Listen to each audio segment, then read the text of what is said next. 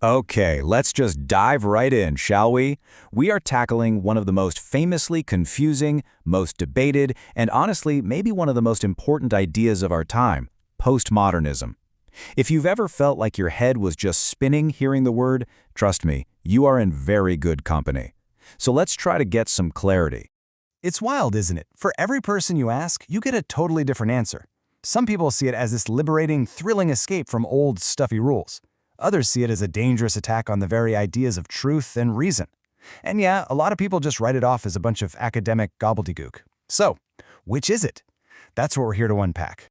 And to get started, we're going to lean into that confusion a little bit, because it's actually a huge clue. See, postmodernism isn't one single neat thing. It's more like a really complicated family reunion. And this metaphor of a dysfunctional family, it is the absolute perfect way to start. I mean, think about it.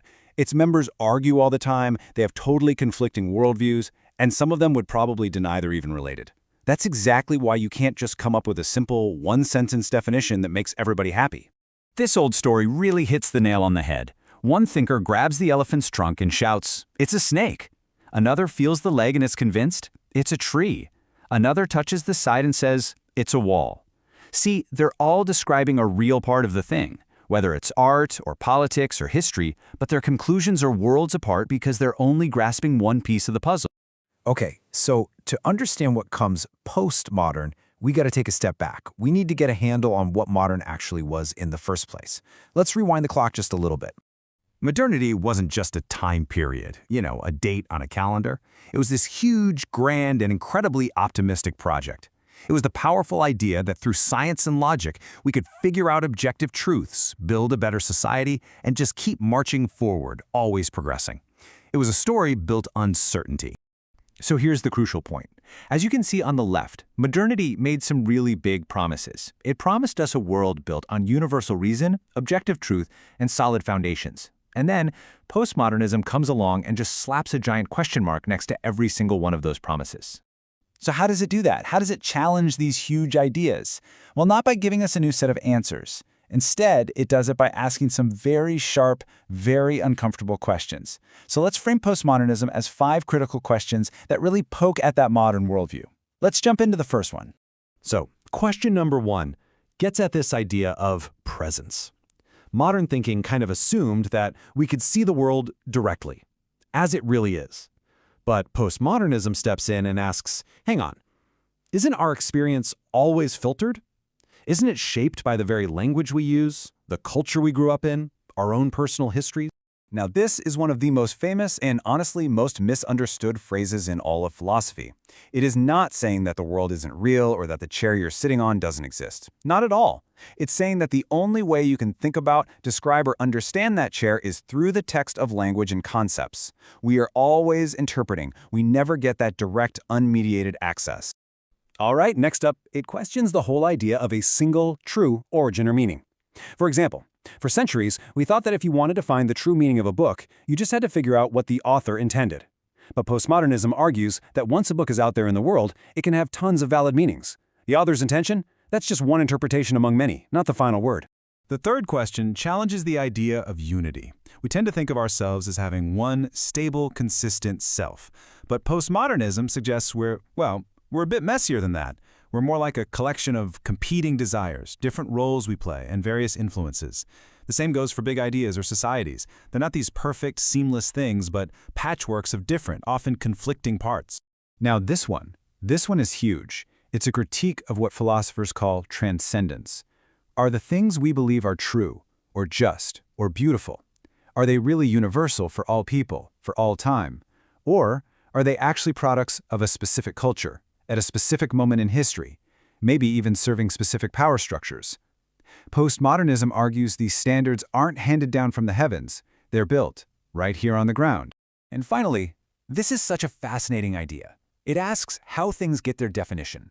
And often, it's by what they're not. A society might define itself as civilized, precisely by defining another group as savage. An identity is formed by drawing a line in the sand and deciding who is on the other side. So what's on the margins, what's been excluded, is actually essential for creating the center. Okay, I know that was a lot of pretty abstract philosophical stuff, and you're probably thinking, So what? How does any of this actually show up in the real world? Well, it turns out these ideas had a massive impact on pretty much everything, from the paintings you see in a museum to the political arguments we're still having today. And you can see from this timeline that the word postmodern itself has been on quite a journey. It first popped up way back in 1917 to talk about a kind of cultural decay. Then, in the 30s, it was used in literary criticism. Fast forward to the swinging 60s, and suddenly it's the perfect label for all the rebellious new art and architecture. It wasn't really until the 1980s that it got tied up with those famous French philosophers. This word has been a real shapeshifter.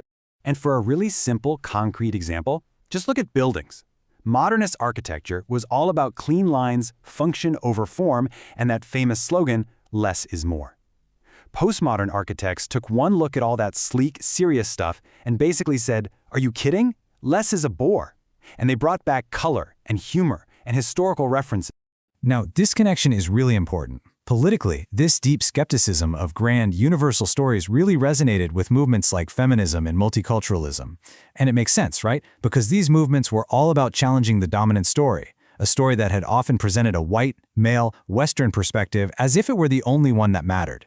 But, and this is so crucial, they are not the same thing. They are, as our source says, overlapping but different.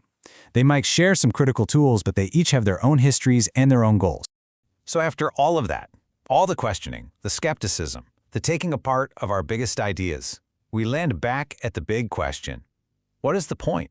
And here it is. This is the key takeaway. Postmodernism isn't a new religion you have to convert to or a political party you have to join.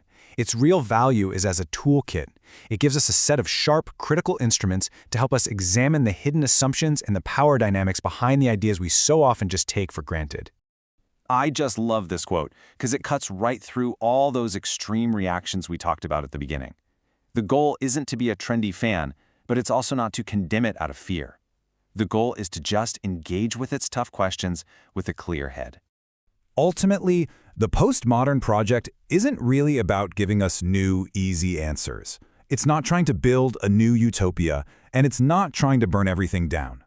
Its purpose is just to be relentlessly curious, to be critical, and to ask how our world and our truths got put together in the first place.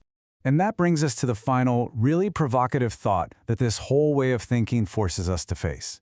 If postmodernism is onto something, if our deepest truths, our values, our very identities are not things we find, but things we make, things we construct, then what kind of responsibility does that put on each of us for the worlds we are actively building right now with our words and our actions? Now that is a question worth thinking about.